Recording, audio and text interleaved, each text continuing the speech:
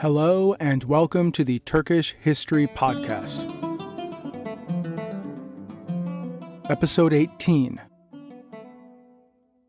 The Anarchy. Before we begin, if you have been enjoying this podcast, I'd like to ask you to please subscribe, rate, and leave a review on Apple Podcasts or wherever you get this podcast. It would mean a lot to me and would help more people find the podcast. Thank you for listening.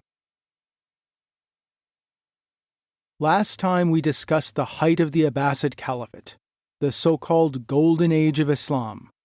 But instead of spending time in the great palaces of Baghdad, or with the thinkers and philosophers who made Baghdad world famous, we spent our time in the newly constructed garrison city of Samarra, with the Turkish slave soldiers. These Turkish slave soldiers had been the ones fighting in Byzantine Anatolia and putting down revolts against the Caliphate, revolts that continually popped up from Iraq to Arabia to Armenia to Egypt. They had been assembled into a great slave army in order to provide the Caliph with troops loyal only to him and not to the eastern governors of the Tahirid dynasty, which of course had massively backfired. As the state's revenues fell, the Turkish slave army became too expensive to maintain, and when the authoritarian Caliph Al-Mutawakkil tried to reign in the army, the Turkish slave soldiers assassinated the Caliph, fearing that he was about to execute their generals and severely weaken or even abolish the slave army. So today, we are going to discuss the consequences of that assassination, the chaos that would come to be called the Anarchy at Samarra. Because it is out of the anarchy that Turkish rule would enter the Muslim world. And more importantly, it is here that on some level, the separation of power between the caliphs and the military men, the emirs, would begin. Indeed, we can say in some sense that the seeds of the idea of the separation of mosque and state were planted here, in the blood-soaked soil of Samarra. And these two strands, the rule of the Turkish soldiers and the emirs, and the separation of the caliph's spiritual power from actual governmental secular political power, would weave together to fundamentally and irrevocably change the caliphate. The caliphate that entered into the anarchy was fundamentally different than the caliphate that emerged on the other side. Really, the caliphate that had begun upon Muhammad's death ended here, in Samarra, and a new form of a caliphate arose. And it would be this new caliphate that, eventually, the Seljuks would come to dominate.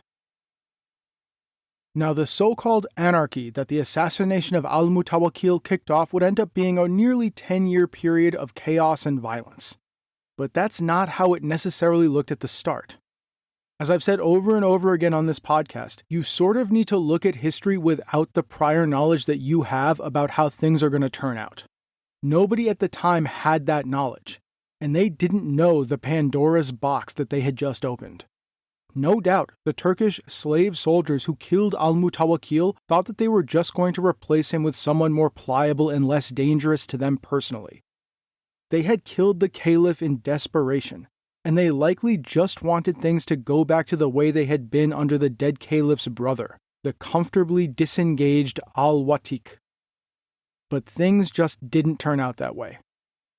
Now, if you'll remember from last time, two of Al-Mutawakkil's sons were really seen as the potential heirs apparent to the assassinated Caliph. He had first appointed the favored candidate of the Turkish slave army as his heir, Al-Muntasir II. But then, as he began to turn against the slave army, he had appointed his son Al-Mutaz to be the heir, which had driven Al-Muntasir II into the arms of the conspiracy among a clique of Turkish slave soldiers to assassinate the Caliph. Al-Mutaz was the favorite of the religious establishment in the civil administration. There was actually also a third son who was in the running, a guy named Al-Munyad, and he shared a similar base of support with Al-Mutaz. But as he was perpetually in his brother Al-Mutaz's shadow, I'm just going to more or less skip over him to avoid the bane of history podcast. Too many names. But the people actually choosing who would be the next caliph were the Turkish slave generals. Having done in Al-Mutawakkil, the illusion that anyone other than the slave army was in charge was totally shattered. Now remember that Al-Mutawakkil himself had been appointed by a council of sorts on the untimely death of al-Watik, and that council had been composed of 2 Turkish slave generals, 1 Persian Grand Vizier, and 1 Arab Qadi. Well, that wasn't going to happen this time. During Al-Mutawakkil's reign, as putting down revolts against the authoritarian Caliph had required the support of the Turkish slave army, and as Al-Mutawakkil had killed off those high-ranking Persian and Arab courtiers who had opposed him, the Turkish slave army had become incredibly powerful. So powerful that Al-Mutawakkil had felt increasingly threatened by the army, which led him to try to rein it in or abolish it, which then of course led to his assassination. The slave soldiers had killed Al-Mutawakkil to save themselves in the first place, and they weren't going to let another man who had it out for them get the job. They were going to make sure that their candidate succeeded. Now, before we dive into the story of the succession, I'm going to spend some time introducing the key leaders of the Turkish slave army, because they and their families are really going to be driving the story this episode and the next episode. First, there is Wasif al-Turki, who I briefly introduced last time. Like virtually all of the Turkish slave soldiers, Wasif had started his life out on the steppes. We don't know where or when he was born, but at some point he was captured or purchased by an Abbasid slave trader and sold to a noble family in Baghdad, where he worked as a bodyguard and an armorer, essentially a specialist blacksmith. He was then purchased by the Abbasid army during the reign of Al-Muttasim, as the Caliph sought to turn the Turkish slave bodyguard into a real Turkish slave army. Wasif was revealed to be a great soldier and a man of intelligence and bravery, and he quickly rose through the ranks. He was a leading commander in the great campaign to sack Amorium, one of the real triumphs of Abbasid arms, as the Turkish slave army utterly devastated the great Byzantine city. He achieved political power during the reign of the largely disinterested al-Watik, as the slave soldiers became increasingly powerful. Though we can't really be sure of it, the feeling you get from reading the sources is that Wasif increasingly spent less and less time commanding armies in the field as he rose through the ranks, ultimately becoming a senior general and a powerful political player in Samarra itself. It was for this reason that, as we briefly mentioned last time, he was one of the 2 Turkish generals who served on the council that had appointed Al-Mutawakkil, and he was one of the powerful generals that Al-Mutawakkil was allegedly planning to execute in December of 861, which was the proximate cause of the conspiracy desperately assassinating the Caliph.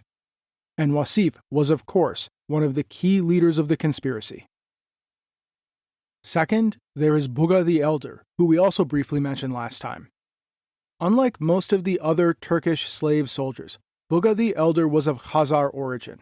Remember, the Khazars were the Turkic people who had broken off from the First Turkish Khanate and formed a powerful Khanate to the west of the Oghuz Yabgu state. He was likely captured along with his sons in 819 or 820 in an Abbasid raid of the Khazar Khanate. A bit uniquely, he was likely in his 40s at the time of his enslavement. Normally Turkish slave soldiers were recruited or enslaved in their teenage years or in their 20s. Buga the Elder, like Wasif, then quickly rose through the ranks of the slave army. He served as the commander of the rear guard during the Great Amorium campaign, and was then put in charge of raids on the Byzantine frontier and crushing rebellions in the provinces. It was likely for this reason that he was not on the council that had appointed Al-Mutawakkil. He might not have been in Samarra at the time. You kind of get the sense from the sources that Wasif seems to have spent most of his time in Samarra playing the political game and becoming deeply involved in court intrigue, while Buga the Elder seems to have spent much more time away from the capital as an actual field commander. During the reign of Al-Mutawakkil, Buga and his sons became increasingly powerful, marking them out for elimination as Al-Mutawakkil sought to limit the power of the Turkish slave army.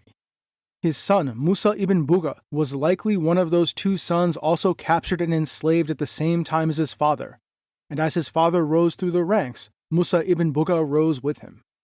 Like his father, Musa ibn Buga was on the list of generals that Al-Mutawakkil had targeted for execution, and thus joined the conspiracy to assassinate the Caliph. Buga the Elder was himself serving as the military commander on the Byzantine frontier when Al-Mutawakkil was assassinated, and he was therefore not in Samarra at the time. But as soon as he heard the news, Buga rushed back to Samarra as quickly as he could. In the meantime, his son Musa ibn Buga and his nephew Utamish acted in Samarra to protect and advance the family's interests. Finally, there was Buga the Younger. I know it is incredibly annoying to have two people both named Buga, and the classic Muslim historians are also deeply annoyed by this, and so they term them Buga the Elder and Buga the Younger. Unfortunately, they weren't even related, and even more unfortunately, there's really no way to not mention both of them. Now, we don't really know that much about Buga the Younger's early life. He appears to have been enslaved in Central Asia sometime during the reign of Al-Watik, and then rapidly rose through the ranks during Al-Mutawakkil's reign. He was therefore substantially younger than both Wasif and Buga the Elder, as the name implies. There are references to him putting down revolts in Azerbaijan and holding properties and rights to collect taxes from areas in Armenia. The title he is sometimes given, Sharabi, which means the cupbearer or the wine-bearer, indicates that he personally attended on Al-Mutawakkil during the Caliph's reign. This is an indication that he was both personally close to the Caliph and an extremely powerful political general. But as Al-Mutawakkil began to turn on the slave army, Buga the Younger eventually became a key member of the conspiracy to assassinate the Caliph, and after the assassination, he would come to rise even further. So as Al-Mutawakkil lay dead, there were two contenders for the throne, one favored by the slave army and one favored by the civil and religious administration. And then there were also a bunch of powerful slave generals determined to make sure that the army's candidate, Al-Muntasir II, won. And seeing as they had a monopoly over military force, Wasif and Musa ibn Buga of course accomplished this quickly. The very night of his father's assassination, while the body was still warm, Al-Mutaz was seized by a band of Turkish slave soldiers and quickly forced to renounce his rights to the Caliphate. But likely fearing a backlash, the Turkish slave generals decided not to execute him. Instead, Al-Mutaz was sent off to brood in a palace in Samarra and bide his time. And I promise, this is not the last that we will hear of him.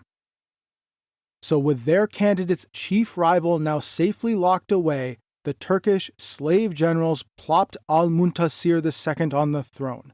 And on December 11th, 861, the very day after his father Al-Mutawakkil's death, Al-Muntasir II became the Caliph. No one could mistake what had just happened. A military coup, directed by powerful Turkish slave generals, had overthrown a caliph and installed a man loyal to the slave army. The army, of course, came out of this coup completely strengthened. Wasif, in particular, became the key man of state. Indeed, it was not entirely clear how much authority Al-Muntasir II actually even had. Clearly, he could not cross the slave army that had put him in power, and which had executed his father for attempting to curtail their power. While we can't really say that Al-Muntasir II was entirely a puppet caliph, he was obviously not a caliph with total power. Now, had Al-Muntasir II lived longer, things might have gone in an entirely different direction. His father, Al-Mutawakkil, had been placed on the throne by Turkish slave generals himself. Indeed, Wasif, the very man who had placed Al-Muntasir II on the throne and was now the most powerful man at court, had been on the council that had in effect appointed Al-Mutawakkil. Al-Mutawakkil had then clawed power back from the generals by shrewdly eliminating his would-be puppet masters, and had gone on to rule as a powerful caliph. There is no reason to think that history would not repeat itself, and that Al-Muntasir II might have been able to pull off the same trick. Though I think the odds would have been a bit more stacked against him than they were against Al-Mutawakkil, given how much more powerful the slave army had grown, and the huge fiscal crisis facing the state. On some level, the basic problem here was that as the state revenues fell, it could not afford to pay for this huge Turkish slave army, and the army then held the state hostage. That dynamic wasn't really going away.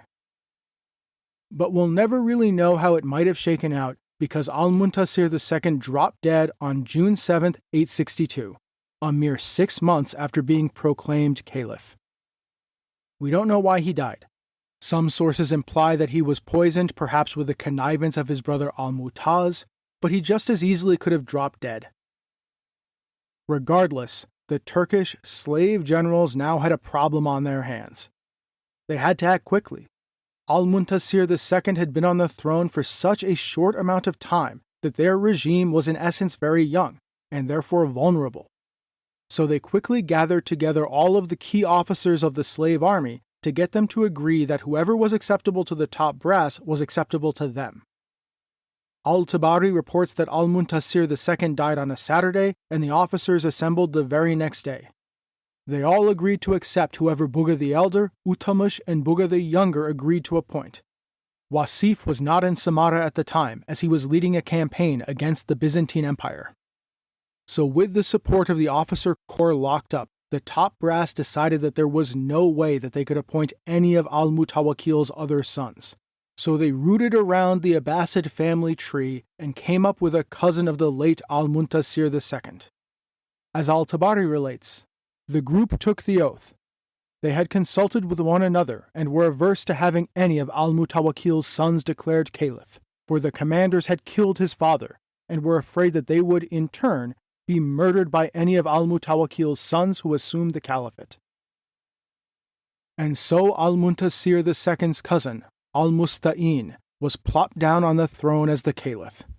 Naturally, he appointed the Turks who had elevated him to high positions. Utamush, a key ally and relative of Buga the Elder, was made Grand Vizier, as well as being given the governorship of Egypt and North Africa, and that of course came with rights to revenue from these extremely wealthy provinces.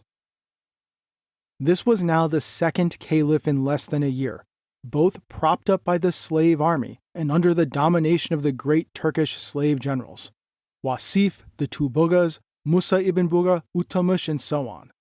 The credibility of the new regime, the prestige of the Caliph, was therefore on very shaky ground, especially as Al-Musta'in was not the son of the late Caliph, he was just a member of the extended family.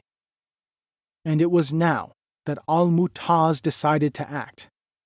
He had been sitting in his palace in Samarra for the past 6 months, no doubt bitterly cursing these Turkish slave generals and their barbarian troops, and there was no way that he was going to sit back and watch his cousin, a man who wasn't even the son of the last Caliph, succeed to the throne.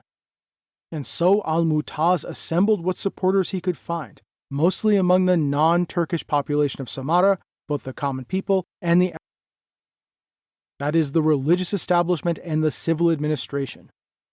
He announced that he had only given up his claim to the Caliphate under duress, forced into it by these barbarian Turks, and as such his abdication was not valid. He, not this nobody Al-Musta'in, this puppet of these Turkish slaves, was the rightful Caliph. This prompted an uprising against the new Caliph Al-Musta'in and the Turkish slave generals running the show. The anger at Turkish domination of the state erupted into violence in the streets of Samarra, violence that was brutally put down by the slave army, but with heavy casualties on both sides. Al-Tabari describes the violence. Spears and shields became plentiful in the hands of the rabble, the bath attendants, and the boys who delivered groceries. A contingent of Turks, including Buga the Younger, then came at them from the direction of Darb Zurafa and forced them away from the storehouses, killing several of them and detaining a few. Both factions now departed, having suffered many losses. But the rabble began confiscating the weapon of any Turks passing by the lower reaches of Samarra while heading through the thoroughfare toward the public gate. They killed a contingent of Turks. Most of those seizing weapons were reportedly sellers of barley juice and dried fruits, bath attendants, water bearers, and the rabble from the market. They continued in this way until midday. As the battle raged between them, the followers of Al-Mutaz and the rabble proclaimed, "God is great." Many of the protagonists fell as the battle continued until the 3rd hour of the day. But Al-Mutaz's nascent revolt was brutally crushed in the end. This secured the regime of the slave generals, for now. The situation was still incredibly volatile, and the regime was not really safe. In particular, the governors of the provinces, the elites in Baghdad itself, and the nobility across the Caliphate had to accept al-Musta'in and at least tacitly acquiesce to the slave generals running the show in Samarra. If they didn't, the state could easily descend into civil war. And this was actually trickier than it sounds. Remember that this is the second caliph the slave army had propped up in less than a year after killing Al-Mutawakkil. The legitimacy of this caliph was very shaky. Why should this random cousin of the royal family, who was controlled by a bunch of Turkish slaves, even be recognized as the real caliph? How is this guy the commander of the faithful? So in order to secure their regime and cement their control over the army and the central administration of the state, the Turkish slave generals decided to use the power of the purse to ensure loyalty throughout the caliphate. They now made state payment throughout the caliphate contingent on a loyalty oath to al-Musta'in. But to sweeten the deal, the slave generals in Samarra in essence promised non-interference to those who would remain loyal, and promised that they could keep a larger portion of the tax revenue from the provinces. Messages were dashed off throughout the caliphate to the local governors and military officers and civil officials, most importantly, to the absolutely critical governor of the East, the Tahirid governor of Khorasan, who had put al-Musta'in's grandfather on the throne in the first place. The Tahirids wavered a bit, but ultimately agreed to support al-Musta'in after being confirmed in their position and being assured that their rule in the East would not be meddled with. With the acceptance of al-Musta'in by the major provincial governors and the nobility, most importantly the Tahirid governor in the East, the control of the central state by the Turkish slave generals and the slave army was now secured. But the seeds of the ultimate fruit of the anarchy can also be seen here. The center of the empire being forced to abdicate power to the governors on the periphery. Powerful families arising and becoming effectively the lords of their domains, confirmed in their position by the caliph's court, but in practice running their own affairs. In short, the very beginning of the sundering of the caliph's spiritual power, his legitimizing power, his symbolic authority, from the actual wielding of power in the empire by both the Turkish slave generals in the center and the powerful governors and military commanders in the provinces. And on the fiscal side, as these provincial governors took on more and more authority and responsibility themselves, they saw less and less need to send tax revenue to Samarra. And some of them began to think, hey, wait a minute, why do we even need to send this tax revenue to the Turkish slave army and their puppet caliph in any event? And this, of course, made the central state's already shaky fiscal situation worse. But for now, with the slave generals in Samarra firmly in control of the state, Al-Mutaz was forced to back down. Following the failure of his uprising in Samarra, he fled to Baghdad. There, the governor of the city, seeing that there was no way to actually challenge the slave army, handed Al-Mutaz over to the Turkish troops. Yet he still was not killed. Quite honestly, this seems like a little bit of a mistake to me, especially given what's about to happen. But then again, Wasif and the other Turkish generals were not known for their sentimentality or aversion to bloodshed, so I think they must have had good reasons for keeping Al-Mutaz alive. Likely, after killing Al-Mutawakkil mere months earlier, the Turkish generals were wary of killing his son and afraid of the potential backlash. Instead, the Turkish slave generals essentially bought off Al-Mutaz. Essentially, all of his possessions were purchased from him at market price, giving him a huge infusion of cash, and he was given an annual pension of 80,000 dinars.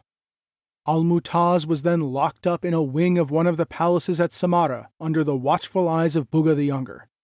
And this is still not the last we're going to hear from him. This also seems as good of a place as any to say that Buga the Elder died around this time at the ripe age of over 90, and leadership of his family and all of his immense power and offices passed to his son Musa ibn Buga. Thankfully, the curse of the two Bugas is now over. So by late 862, the new regime of the Turkish slave army now seemed to be on solid footing. Al-Mutaz was safely locked up in Samarra, and the slave generals reigned supreme, with the wrinkle that the provincial governors and local elites across the Caliphate had more power now than they had had a year ago. But it wouldn't be called the Anarchy if this was all that had happened. See, the regime established by the slave generals under the nominal rule of Al-Musta'in was in reality very unstable. It of course faced challenges from without.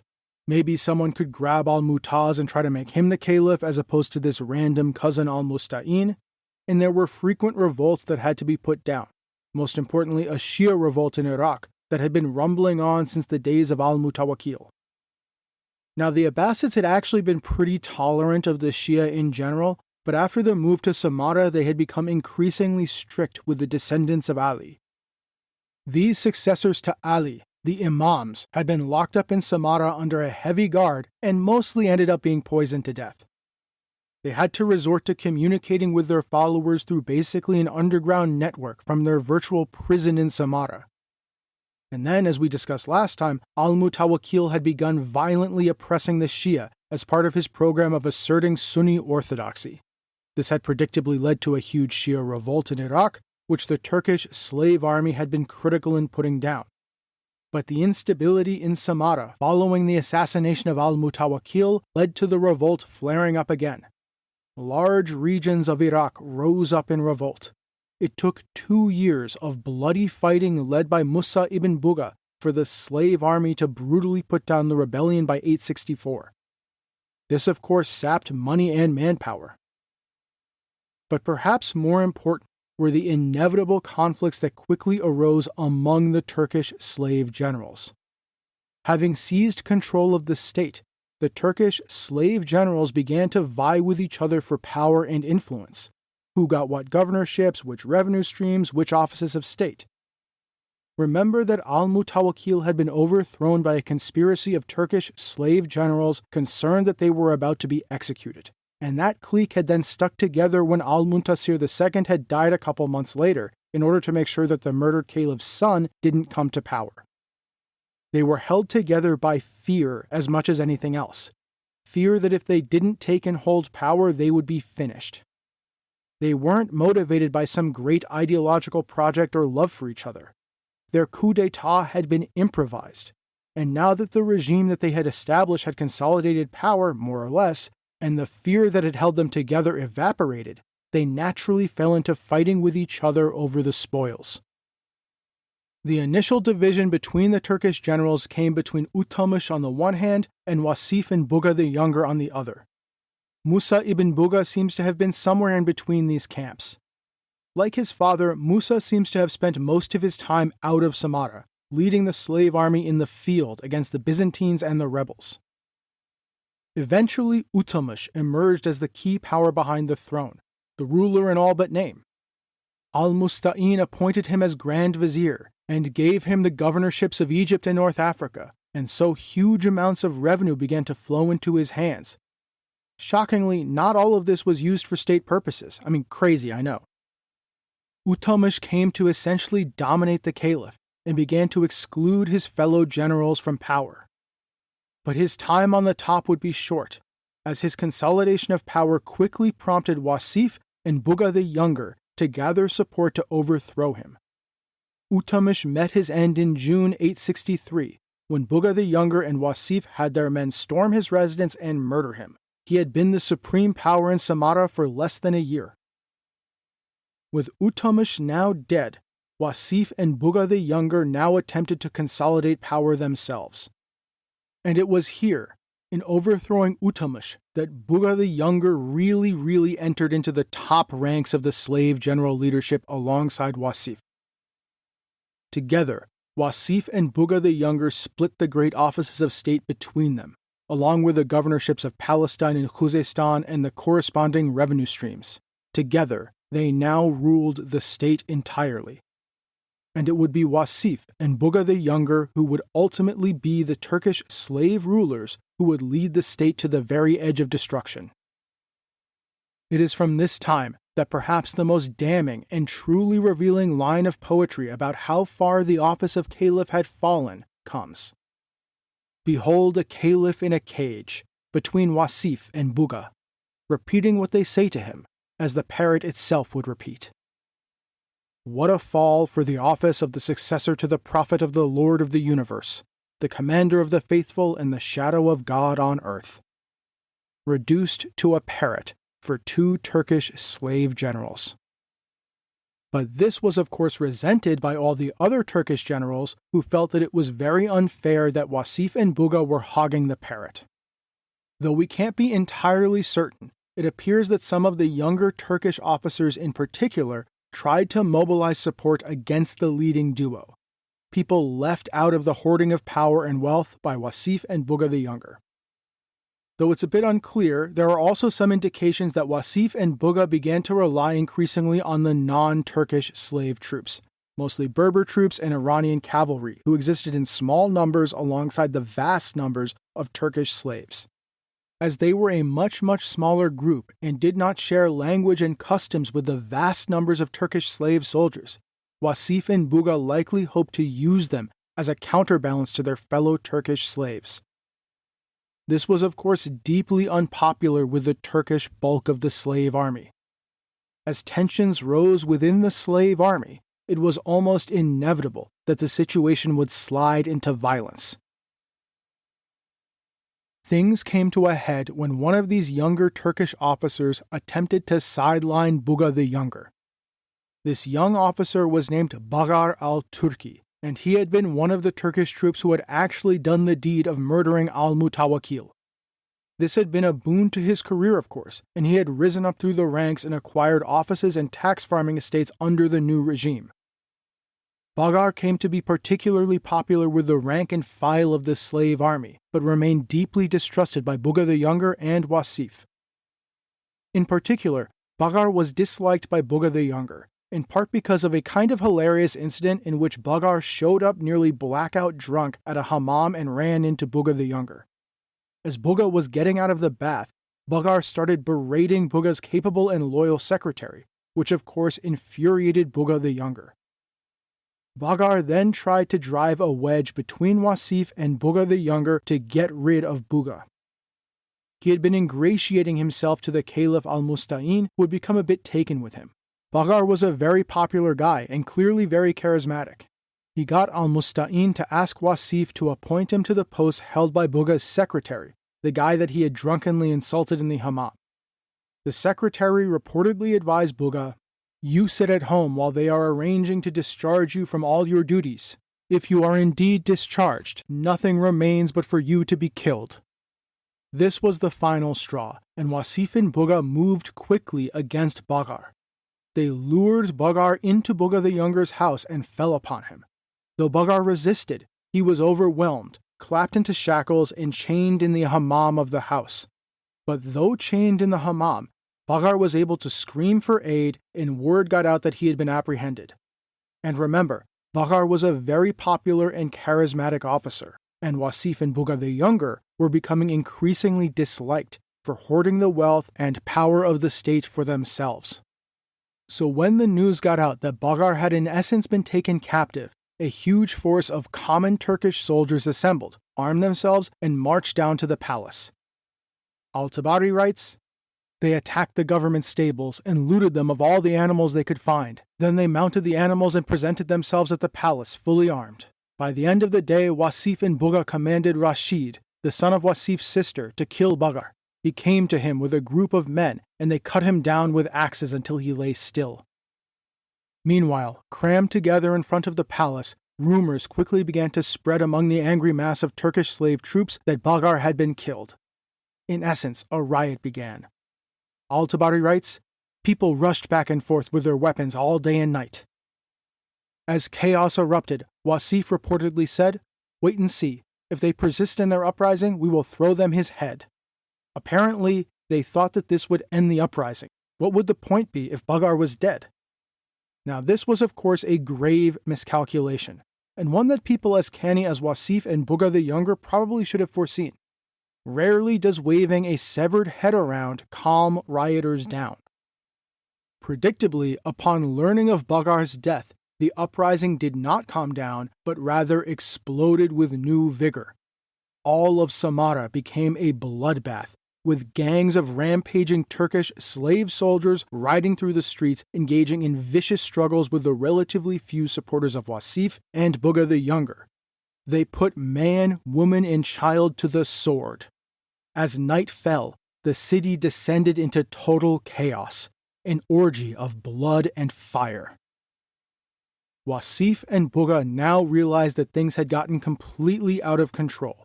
Indeed, there was no way for them to remain in the city. They quickly gathered up their parrot, their master the Caliph, packed him up in a boat and escaped down the river towards Baghdad.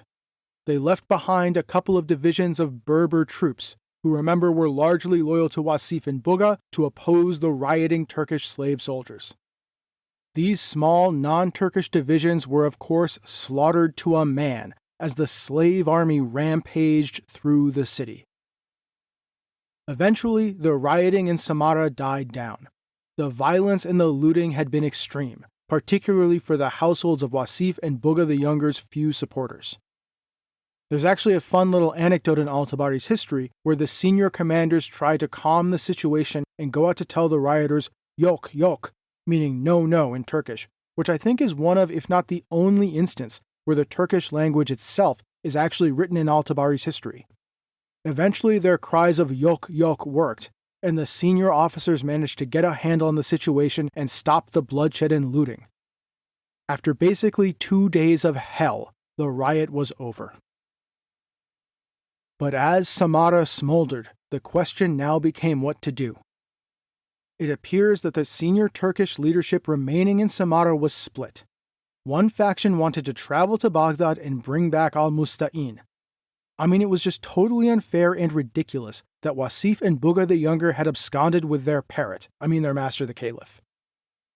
But another faction said, hey, we don't actually need Al-Musta'in, because we've got his cousin, Al-Mutaz, the son of Al-Mutawakkil, locked up safe and secure in a palace here in Samarra.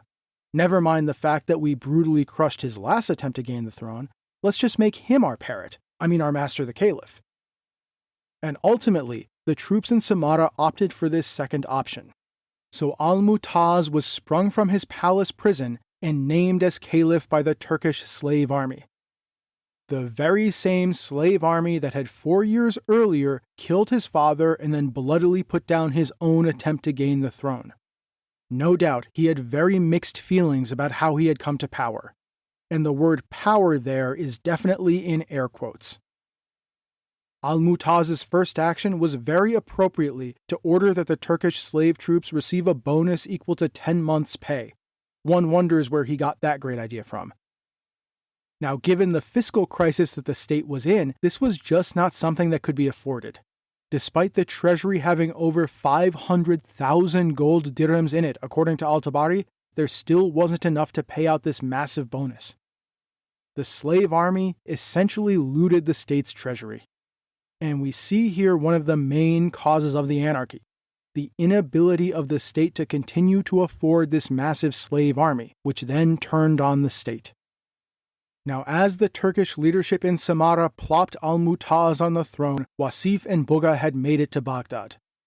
There, the local garrison was loyal to the eastern governors, the Tahirids, who had installed the current line of the Abbasid house on the throne decades earlier.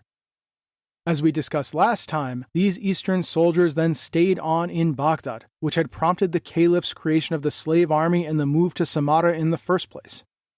Well, now was the perfect opportunity for the Tahirids to regain their control over the Caliph and to end the slave army, so of course they rallied to Al-Musta'in. The two cities were now each home to rival caliphs, backed by separate Turkish armies. Al-Mutaz backed by the Turkish slave army in Samarra, Al-Musta'in by the Tahirid Turkish troops from the east. The poet Ahmad ibn al-Harith al-Yamani composed a poem ruefully saying in part, "By my life, having indeed killed Baghar, Baghar unleashed a devastating war. The Caliph escaped with 2 commanders at night seeking the fastest ship. He came to Baghdad just before sunrise, thereby bringing to it much of the Baghdadi's sorrows. Would that that ship had never reached us, but that God had sunk it along with its passengers." Everyone now knew that civil war was inevitable. In Baghdad, the Tahirid commander, Muhammad ibn Abdullah, Wasif, and Buga the Younger determined that there was no way to defeat the much larger and more experienced force of the Turkish slave army in the field. Their only hope was to hold out and defeat them in Baghdad. So they ordered that no food be sent up the river to Samarra, hoping to cut the food supply off and starve the enemy. They then ordered that Baghdad's defenses be fortified. The bridges over the river were destroyed and the moats filled with water. Al-Tabari reports that massive trenches were dug around the city walls, while huge war machines were erected at the gates. The city was readied to withstand the mighty slave army, which was surely en route. The Tahirid commander Muhammad ibn Abdullah attempted to get his relatives in Khorasan to send more troops, but the Tahirids were too busy putting down a revolt that had erupted in the east as the chaos in the center had weakened the state. Therefore a draft was instituted, as pilgrims en route to Mecca, and even criminals were conscripted. Baghdad steeled itself for the coming siege. Back in Samarra, the Turkish leadership likewise prepared for war. The great slave army was assembled and prepared to march south. But now the question was who would lead the army. This was actually a very tricky role to fill. The person selected, of course, needed to be acceptable to the Turkish generals and the bulk of the slave army. But this campaign would likely involve negotiation as much as warfare, and the commander needed to be someone who would have a gravitas and a charisma and could command the respect among the civilized Baghdadis. A barbarian Turk from the steppe, speaking broken and accented military Arabic, might not be the best choice. They needed someone acceptable to the sophisticated denizens of the largest, richest, and most civilized city on the planet. And so the Turkish generals settled on a prince of the Abbasid house, a man named Abu Ahmad, who will in time go on to save the Abbasid dynasty from total destruction and salvage something of a role for it in the transformed Caliphate. Abu Ahmad was kind of an interesting guy. Though a sophisticated and educated Abbasid prince, he was very comfortable with the Turkish slave army. This really marked him out from most of the other Abbasid princes, who fundamentally agreed with the elite consensus view that the Turks were barbarians, even if they were necessary barbarians. He had close personal friendships with most of the senior Turkish generals, and he may have even learned Turkish himself. He also seems to have disliked the Berbers, North Africans, and Iranians who formed minority divisions within the slave army, divisions that often came into conflict with their Turkish fellow slave soldiers. He was so close to the Turkish generals that there was some indication that he may have been involved in the conspiracy to murder Al-Mutawakkil, though he personally claimed no knowledge of the matter and no joke literally said that he had actually been going to the toilet when the whole thing happened. Abu Ahmad was therefore the perfect choice to lead the army, an Abbasid prince who would be acceptable to the people of Baghdad, who would give the army a sheen of legitimacy, but who was himself a longtime ally of the slave army and a close personal friend of the leading Turkish generals. So with Abu Ahmad at its head, the great Turkish slave army prepared to leave Samarra and march on Baghdad. But civil wars, of course, involve more than just the claimants to the throne. You need to get the rest of the empire to agree with you. So both Baghdad and Samarra dashed off conflicting orders to the provinces, essentially saying the same thing.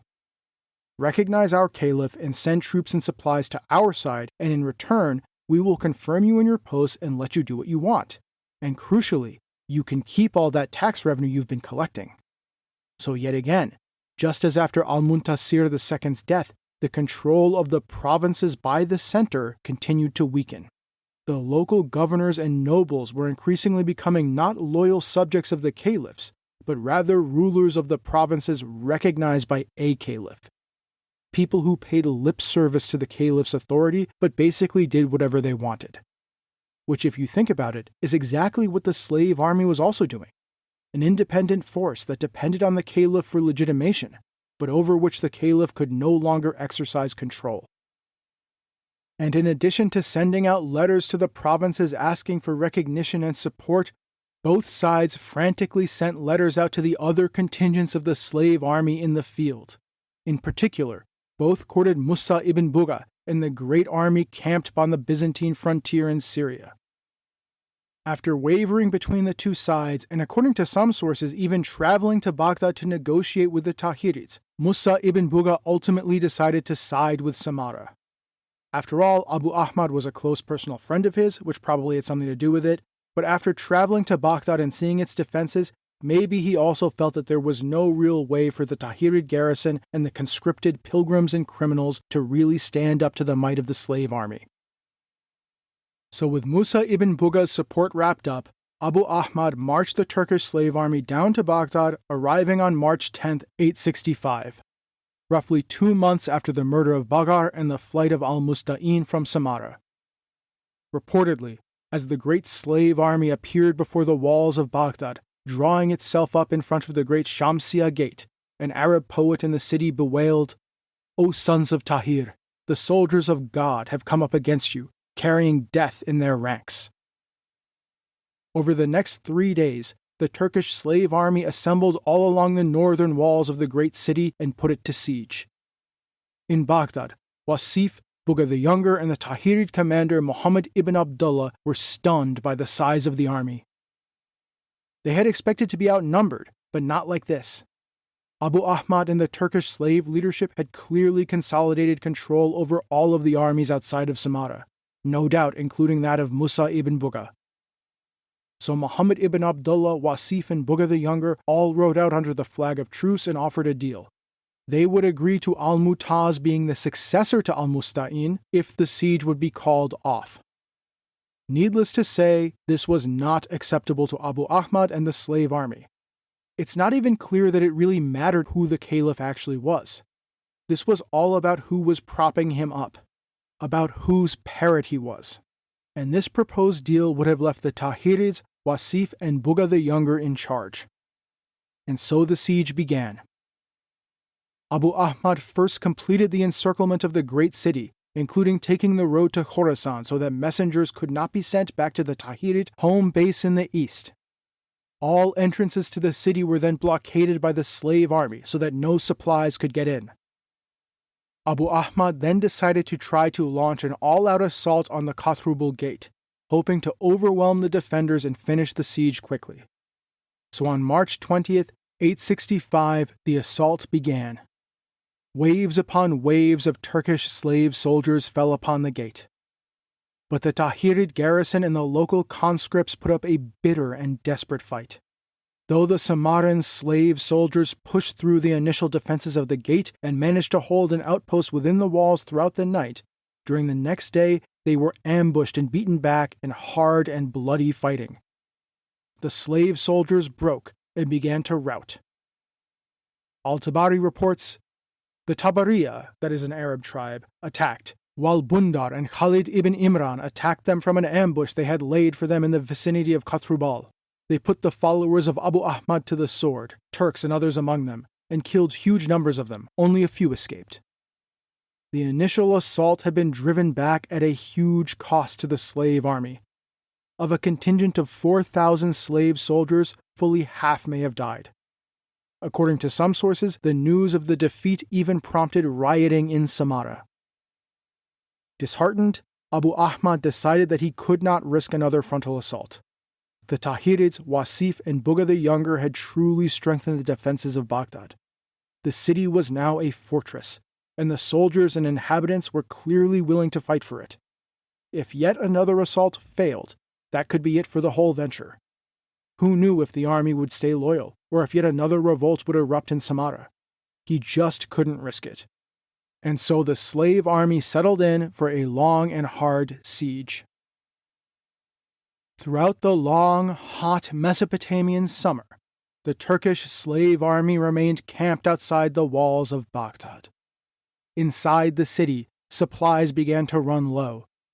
Both Samarra and Baghdad worked furiously to augment their forces and bring even more governors and military units onto their side. Throughout the summer, raids and small battles continued as provincial military forces and governors chose one side or another. Allies of the besieged city would arrive, only to be beaten back by the Turks in hard fighting. The Turks would advance against outlying suburbs, only to be outmaneuvered by allies of the besieged Caliph. Ships were sent up the Tigris and the Euphrates from al-Musta'in's allies in southern Iraq to attack the besieging Turks, only to be defeated. Turkish slave regiments were brought in from the Byzantine frontier to augment the besieging army, Bedouin tribes loyal to this side or that, and governors sent what troops they could spare to aid whichever of the two caliphs they recognized. And so the siege dragged on and on, acting like a sponge, soaking up all of the military power of the Caliphate, as everyone chose one side or the other. But as military forces from across the Caliphate were drawn towards the siege, brought in to help either Abu Ahmad and the Turkish slave generals, or the Tahirids and Wasif and Buga the Younger, brought in to advance the nominal claim of Al-Mutaz or Al-Musta'in, the rule of the provinces increasingly fell into the hands of the local commanders and their troops. And in the chaos caused by the Great Siege, as rebellions erupted in the provinces, these local governors had to put them down without the support of the center. The troops just could not be spared. This, of course, increased their importance and their independence. The authority of the caliphs, whether Al-Mutaz or Al-Musta'in, was becoming increasingly nominal. And in any event, there were two of them. If you're a governor, why forward tax revenue to Samarra when it's not even clear that Al-Mutaz is the caliph? In any event, you need the money back at home to put down that revolt. And additionally, your neighboring governor isn't sending his tax receipts to Samarra, and he's starting to make noises about how actually that town on the border of your provinces is really actually under his authority. So maybe it would be a good idea to keep some money and troops back home. In short, the Caliphate was beginning to splinter. The local governors were becoming something more than just governors. They were on the road to becoming emirs, sovereigns in their own right for all practical purposes. In September, Abu Ahmad decided that he had to try again. The siege had to end, and the work of reknitting the Caliphate had to begin. Over the summer, his slave army had been reinforced by slave soldiers brought back from the provinces, from the frontiers, to join the fight for the great city. Abu Ahmad made plans for a great three-pronged attack. His forces would simultaneously attack 3 gates of the great city: the Anbar Gate in the west, the Shamsiya Gate in the northeast, and the Bagawaraya Gate in the northwest. Like the assault in March, the Samarran Turkish troops were initially successful. Turkish slave soldiers drove the defenders from the gate and managed to light the Anbar Gate on fire. They then rushed into the neighboring quarters of the city, reaching as far as the inner walls of the city itself. But yet again, the Tahirid garrison and the people of Baghdad were able to push the Turks back. In a valiant and desperate counterattack, wave after wave launched themselves on the Turkish slave soldiers. Al-Tabari relates, "They met the Turks inside the gate, where Al-Abbas ibn Hazan charged them at once and reportedly killed a group of them on the spot. He then had their heads sent to Ibn Tahir's door. The people of Baghdad overwhelmed the invaders at these gates and pushed them back, forcing them out of the gateways after a group of them had been killed. Buga the Younger set out for the Bagwaraya Gate at the head of a large force. He caught the enemy by surprise, killing a large number of them as the rest fled. The Turks exited through the gate, but Buga kept fighting them until late afternoon. Following their retreat, the Turks withdrew." Yet again, the Turkish assault had failed. Abu Ahmad was forced to withdraw the slave army from the city and continue the siege. He now brooded outside the walls. It appeared that there was no way to break the great city and its formidable defenses. But he couldn't withdraw. That would be the end of him and the Turkish generals, perhaps even the end of the slave army itself. So he began to tentatively reach out to the Tahirids to discuss how to end the increasingly brutal siege. As the negotiations between the two sides began in secret, the siege dragged on and on throughout the autumn. Sorties and attacks, raids and assaults, advances and retreats, as both sides continued to weaken in front of the walls of the great city. The Turks outside the walls could not get in, and the denizens of the city could not open a way out through the encircling army. It seemed that nothing could break the stalemate. But as so often happens, it was the home front that ultimately broke.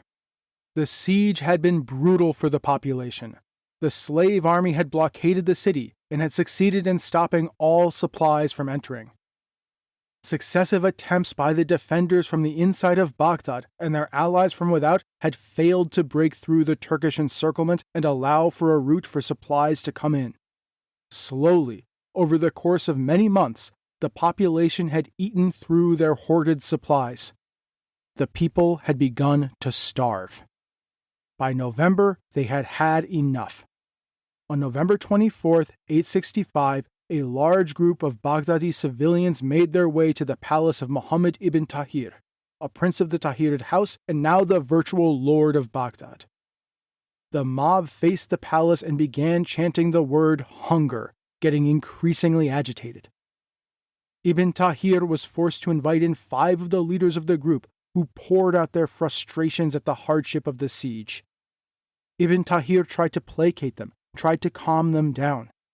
He managed to get the mob to disperse with promises that he would address their complaints. But Ibn Tahir also realized that he needed to make a deal with Abu Ahmad and the slave army. If things kept going on this way, the population might very well rise up and destroy his garrison. With both sides thus looking for a way to end the siege, negotiations began to commence in earnest. But this, of course, was incredibly threatening to Wasif and Buga the Younger and their small contingent of Turkish slave soldiers. Abu Ahmad and the slave army could easily make a deal with the Tahirids, but there was no way that they were going to let Wasif and Buga the Younger escape. So it appears that Wasif and Buga the Younger used the rumors of the ongoing negotiations and the lack of food and money for the troops to incite a revolt against Ibn Tahir in early December 865. They hoped to topple him and end the threat of a negotiated settlement. The Tahirid garrison was able to put this revolt down, but only with great difficulty, further convincing Ibn Tahir that he had to make a deal as soon as possible. The alternative was having his men ripped apart by the mob and the Turkish troops loyal to Wasif and Buga. And so it was that in late December 865, the broad principles of a deal were reached between Abu Ahmad and Ibn Tahir, between the slave army and the Tahirids. Al-Mutaz, the Caliph backed by the slave army, would be declared the rightful Caliph. Al-Musta'in would be deposed, but not executed, so as not to cause the Tahirids to break their word to Al-Musta'in. Upon reaching the broad principles of the deal, Abu Ahmad sent 5 ships loaded with provisions into the starving city. But upon learning of the outline of the deal, a portion of the population and a corps of Wasif and Buga's loyal slave soldiers marched down to Ibn Tahir's palace to try to put a stop to this. They broke into the palace as a vast crowd assembled. According to Al-Tabari, Wasif and Buga rode their horses into the palace itself, reaching the open corridor where they remained mounted. Ibn Tahir, seeing the mob and the Turkish soldiers of his so-called allies, grabbed al-Musta'in and ordered him to appear in public to prove that he was in good health. The Tahirid troops were then able to disperse the mob without further bloodshed. But Ibn Tahir's mind was now more than made up. This was an exceptionally close call. He had barely escaped being lynched. There was simply no way to assure his own safety and the safety of his men. This had to end. And so, on January 2nd, 866, Ibn Tahir met up with al-Musta'in and told him that the game was up. It was time to go.